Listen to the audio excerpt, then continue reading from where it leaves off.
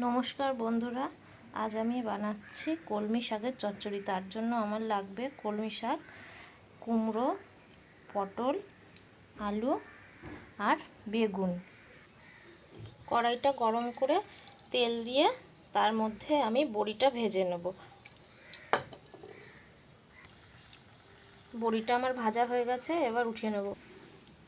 কড়াইতে আর একটু তেল দিয়ে পাঁচফোড়ন, শুকনো লঙ্কা আর তেজপাতা ফোড়ন দিয়ে সবজিগুলো আমি একটু ভেজে নেব।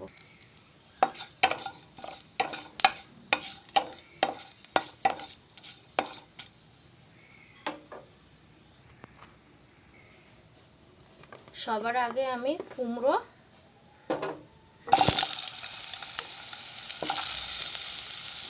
আলু,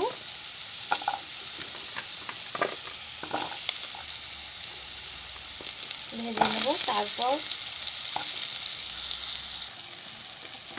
পটল আর বেগুনগুলো দিয়ে তারপর আমি কলমি শাকটা দিয়ে ভালো করে নাড়িয়ে নেব। নুন, হলুদ, কাঁচা লঙ্কা দিয়ে নেড়ে দেব।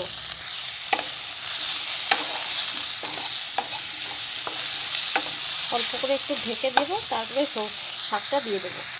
এখন আমি এর ভিতরে কলমি শাক দিয়ে দেব, তারপরে ঢাকা দিয়ে দেব। ঢাকা দিয়ে নামানোর সময় বড়ি দিয়ে নামিয়ে ফেলব। এখন আমি ওপর থেকে অল্প করে একটু চিনি দেব আর বড়িটা দিয়ে দেব। এই তো আমার কলমি শাক রেডি হয়ে গেছে আমার কলমি শাকের চচ্চড়ি। ওপর থেকে একটু নারকেল ছড়িয়ে দেব।